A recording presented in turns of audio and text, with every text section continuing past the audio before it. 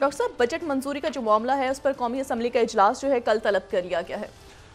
जी, अभी तो इस पे बहस होगी, अभी तो इस पे तकारीर होंगी और इसके ऊपर उमर अयूब साहब खिताब जी। करेंगे, अपोजिशन लीडर, बाकी लोग सारी बात करेंगे और ये 29 तारीख को ये बजट, जी। यानी तकरीबन 8-9 दिन इसके ऊपर बहस होगी और फिर उसके बाद ये बजट मंजूर हो जाएगा।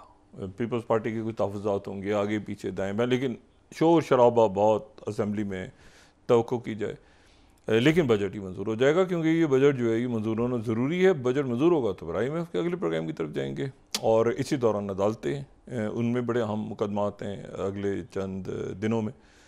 तो ये पाकिस्तान की सियासत में बड़े अहम पेशरफ्त और मुकदमात और असम्बली और ये बाकी सारे मामला, ये जो खैबर पख्तूनख्वा में आज वाक़या पेश आया, जो कि वहाँ पे मुख्तलिफ़ जगहों पे जाके जो वज़ीर आला हैं अली मीन गंडापुर साहब ने वो खुलवाया वहाँ पे, उसके ऊपर अभी मोहसिन नकवी साहब से उनकी गालिबन बात हुई है और ये है कि वो कल या परसों तक ये मामला हल हो जाएंगे। 12 घंटे की लोड शेडिंग पे उनका था एतराज़, तो वो मामला मेरे ख्याल से एक ख़ास जगह पे हल हो जाएंगे। लेकिन ये जो तलखी है ये आने वाले दिनों में बढ़ती ही रहेगी, ख़ासतौर पर बजट से पहले और बजट के बाद जो सियासी फ़ज़ा मुल्क में बनी हुई जो कि नहीं होनी चाहिए। अच्छा, इसमें 2-3 बातें और बड़ी अहम हुई हैं, बड़े अहम फ़ैसलों के दिन हैं। पहली बात तो ये है कि गज़ा पे कुछ देर बाद और पहले हम, क्योंकि गज़ा का मामला अब ज़रा थोड़ा सा उसके वो फ्लूइड हो रही है सिचुएशन कि कहाँ पे जा रहे हैं मामलात, किस तरफ क्या है, और उस पर भी ज़रा बात करेंगे। लेकिन उससे पहले जो कल हमने बात, ये 2 रोज़ हमने बात की कि वो जो एक्सट्रेडिशन निकल गुप्ता और वो सारा मामला जैक सलिवन वापस चले गए। लेकिन इसी दौरान ये बड़े इम्पोर्टेंट लॉ मेकर्स हैं ये जो नैन्सी पेलोसी के साथ आए हैं, ठीक है ना। इसमें फॉरेन रिलेशंस कमेटी, ईवान नुमाइंदगान और कांग्रेसमैन, तो बड़े इम्पोर्टेंट जो डेलीगेशन वहाँ पे पहुँचा है 6 लॉ मेकर्स का, और इन्होंने धर्मशाला में इनकी मुलाकात हुई है दलाई लामा से। अच्छा, 14वें दलाई लामा है, 14th, और ये जो हैं ये 88 साल से ज़्यादा इनकी उम्र हो चुकी है। इन्होंने ख़ुद ये एक इंटरव्यू में कहा था कुछ साल पहले कि मुझे मेरी जो ज़िंदगी है वो 113 साल होगी, लेकिन ज़ाहिर है कि वो इनका अपना कहना था, उसके ऊपर ज़्यादा जो है वो लोगों ने उस पर ध्यान नहीं दिया। तो दलाई लामा जो हैं ये हैं, इनका नाम है तेंजिन ग्यात्सो, और दलाई लामा जो है इनका मजहबी, यानी मैंने आपसे कहा ना कि जो मजहबी जो टाइटल है वो दलाई लामा है। तो ये 14वें दलाई लामा है। अच्छा, बुद्ध मत में बुद्ध मत की जो, पहले हम इस पर बात कर चुके हैं लेकिन ज़रा तेज़ रिवीजन कर लेते हैं। बुद्ध मत के जो 3 इस वक्त शाखें मौजूद हैं, वैसे तो ज़्यादा मकातब फ़िक्र हैं उनके जो मसलक हैं, लेकिन जो 3 हैं उनमें एक जो है तेरावादा के नाम से है, एक महायाना के नाम से है और एक वाजरायाना के नाम से है। अच्छा, इन 3 में से जो, अगर हम इसकी वर्ल्ड वाइड ग्लोबल देखें इस वक्त जो बुद्ध मत से मुंसलिक शख्सियात हैं, तो वहाँ पर हमें ये 6% जो है वो एक हमें नज़र आते हैं और 38% एक और 56% एक। तो जो ये जो 38% वाले हैं ना, जो कि महायाना है, तो महायाना नहीं मानते दलाई लामा को, और जो 6% हैं, अच्छा जो तेरावादा हैं वो भी नहीं मानते। जो विजय राना वाले हैं, विजरे याना, ठीक है, वो जो है वो दलाई लामा को तस्लीम करता है। जो उनके अपने मजहबी पेशवा हैं, यानी वो उनके मुख्तलिफ जो हैं, जैसे अरहत्स हैं, एक जो मसलक है उसके बौसी सतवा हैं। ये मुख्तलिफ इलाक़ों में ज़ाहिर है कि यहाँ पे जो यानी फार ईस्ट के ममालिक हैं, यहाँ पे बुद्ध मत के, चाइना में आगे पीछे बहुत ज़्यादा, तो तिब्बत और ये सारे। तो अब दलाई लामा जो हैं, ये दलाई लामा तो ज़ाहिर है कि गौतम बुद्ध को तो गए हुए सदियाँ गुजरी। ये मकतब फ़िक्र जो है ये ज़्यादा पुराना नहीं है, ये 1300 90 की दहाई में ये मकतब फ़िक्र सामने आया, इनका मसलक। और उसके बाद जो है वो फिर उसमें ये हुआ कि दलाई लामा, पहले दलाई लामा जो हैं वो उनको उनकी वफ़ात के कोई 125 साल बाद, यानी 125 साल बाद उनकी वफ़ात की कहा गया कि वो जो पैदा हुए थे जिनकी डेथ हो गई 100-125 साल पहले, वो दलाई लामा थे। तो वहाँ से यानी माजी से शुरू हुआ और उस वक्त जो है वो फिर जो है वो यानी काफ़ी आगे जाके इनकी रेगनीशन होनी शुरू। तो 5वें दलाई लामा थे, अगर हम इनके नाम देखें, अगर हमारी लिस्ट हम दिखा सकें, तो 5वें दलाई लामा से ऑनवर्ड्स फिर वो दलाई लामा जो है वो अल्तन ख़ान, जो कि मंगोल, ये मंगोलों का दौर है, तो अल्तन ख़ान वहाँ पे, और वो बुद्ध मत की तरफ चला गया। फिर उसने यहाँ पर बहुत ज़्यादा चूँकि ज़रूरत थी किसी की कि यहाँ पर कोई शख्स जो है वो, यानी कोई शख्सियत ऐसी हो जो सामने आके मजहबी सपोर्ट भी दे मंगोलों को, तो फिर ये हुआ कि उनका एक तरह से अलायंस हुआ। तो 5वें से स्टार्ट करके वहाँ से स्टार्ट होता है कि जब एक दलाई लामा में नज़र आते हैं मौजूद, और उनकी एक हैसियत उनको दी जाती है जो किंग डायनेस्टी के दौर में। और उसके बाद जो है वो फिर दलाई लामा जो है वो एक हैसियत इख्तियार करते हैं, और मंगोल हुक्मरानों के साथ, बाद में जो चाइना की एम्पायर्स आ रही हैं मुख्तलिफ, उनके साथ एक उनका ताल्लुक़ बन जाता है और वो सपोर्ट करते हैं। अच्छा, अब ये दलाई जो मौजूदा दलाई लामा है, तो ये दलाई लामा जो है ये एक यानी उनका एक टाइटल है, मजहबी उनका टाइटल है, तो ये 14वें हैं।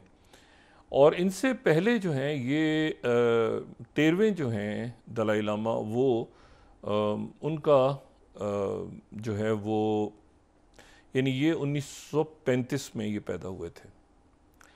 13वें दलाई लामा के इंतकाल के बाद, उनकी वफ़ात के बाद 1935 की इनकी पैदाइश है। अब ये दलाई लामा को चुनने का एक ख़ास अंदाज़ है। वो जो 13वें दलाई लामा थे, उनकी मैयत रख दी गई, और मैयत को इस तरह से रखा गया उनकी कि वो उनका चेहरा फिर एक तरफ ढलक गया।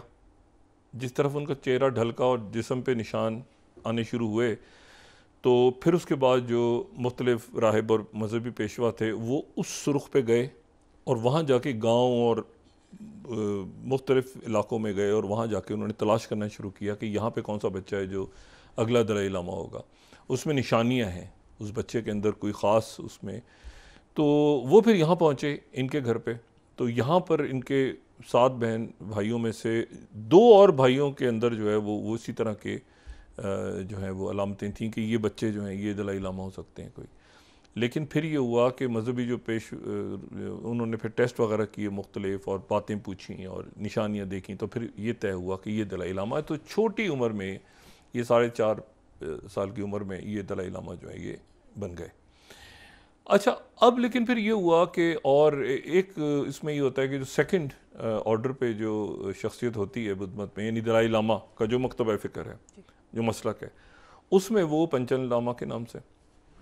तो दलाई लामा जो हैं ये बहरहाल उस वक्त ये वो दौर है जब ज़ाहिर है कि यहाँ से ये मैकमोहन लाइन, और ये यहाँ से तिब्बत के साथ एक माहिदा करके, यहाँ पे जो किंगडम थी तिब्बत की, उसके साथ एक माहिदा करके, और वो चले गए ब्रिटेन के लोग। ये मैकमोहन यहाँ से चले गए और वो चले गए इजिप्ट, और वो जाके लॉरेंस ऑफ अरेबिया, और वो सारा किस्सा हुआ। तो लेकिन ये वही मैकमोहन लाइन बन गई जिसके ऊपर आज तक चाइना का और इंडिया का जो एक तनाज़ चल रहा है कि हम तो उसको लकीर को नहीं मानते, वो तो ख़त्म हो गया हुआ माहिदा उसी। अच्छा, इसी के ऊपर फिर ये हुआ कि यहाँ पर जो है फिर एक बड़ा तनाज़ा खड़ा हुआ, और वो तनाज़ा खड़ा हुआ जब 49 के अंदर चाइना आज़ाद हुआ। और चाइना के अंदर वो ज़ाहिर पहले खाना जंगी थी, वो KMT वाले भाग गए, वो ताइवान चले गए, और वो सारा। फिर चाइना ने ये बात की कि पहली बात तो ये हुई कि ये उन्होंने इनको, क्योंकि इन्होंने 50 की दिहाई में ये वहाँ पे, यानी जब आप समझे ना कि यानी जंग ख़त्म, चाइना आज़ाद हो गया 49 में, अब उसके आज़ाद होते ही जो 50 है, 50 से वहाँ पे ये तिब्बत के अंदर जो है वो मुख्तलिफ हंगामे शुरू हो गए, हंगामे, एहतजाज, ये वो सारा। उनको जो है वो लीड कर रहे थे दलाई लामा, और दलाई लामा लीड कर रहे थे। और बाद में ये बात पता चलती है जाके काफ़ी अरसे के बाद जब पेपर्स हमारे सामने आते हैं और अखबारात भी सामने आते हैं तो हमें पता चलता है कि जो इसके ऊपर एक बहुत अच्छी किताब भी है, जो थर्ड स्लाइड हम दिखा सकें, the CIA's secret war in Tibet. पहले इसके ऊपर तफसील से बात हो चुकी है, ये अमेज़ॉन पे भी अवेलेबल है 2002 में। और उसके बाद फिर LA टाइम्स 1998 का अगर हम दिखा सकें फर्स्ट स्लाइड, तो ये जो है ये CIA gave aid to Tibet exiles in 60s। अच्छा, और ये पेपर्स जो डीक्लासीफाई हुए, ये सारे अब हमारे सामने बहुत सारे जो क्लासिफाइड डॉक्यूमेंट्स हैं वो सामने हैं, आ चुके हैं कि ये CIA का प्रोजेक्ट था।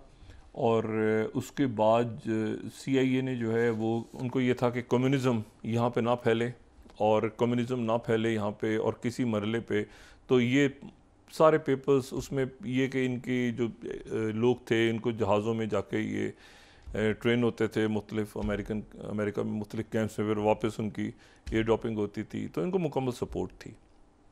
हालांकि चाइना जो है वो उस वक्त बहुत ज़्यादा कोई बड़ी ताकत बन के सामने नहीं उभरा था, लेकिन यकीनन उनके जो अमेरिका में बैठे थे, जो उस वक्त जाहिर है कि एक क्लैश चल रहा था सोशलिज़म का, और उनके मुकाबले पे जो दूसरा ऑर्डर दुनिया में आया था, जिसको रूल बेस्ड ऑर्डर कहें या जो भी उसका ना, इंटरनेशनल ऑर्डर दें, जो भी नाम दें, तो वो जो है वो अब ये था कि कम्युनिज़म ना फैले। कम्युनिज़म को कंटेन करने के लिए उन्होंने यहाँ पे इनको सपोर्ट किया। अच्छा, इंडिया जो है उस वक्त सोवियत यूनियन के साथ था, लेकिन बहरहाल इस प्रोजेक्ट को, जो प्रोजेक्ट है जिसके ऊपर सारे डॉक्यूमेंट्स भी अवेलेबल हैं और सारा कुछ है इस पे, इसको जो है ये वहाँ पे आके यहाँ पे ड्रॉप करते रहे। वहाँ जो इनके छाता बरदार थे या जो मुजाहिरीन और हंगामा शंगामा, लेकिन उसके बाद ये हुआ कि दलाई लामा जो हैं वो 1959 में वो वहाँ से अपने इलाके छोड़ के और वो ये धर्मशाला में आ गए, हिमाचल प्रदेश, और यहाँ पे आके उन्होंने एग्ज़ाइल गवर्नमेंट अपनी कायम कर ली। अच्छा, अब ये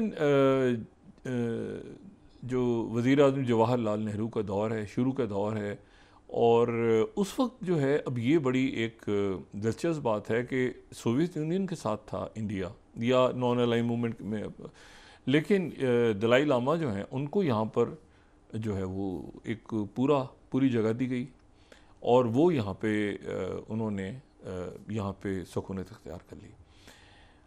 अच्छा, उसके बाद वो 59 से लेके और ये आ गया 2024।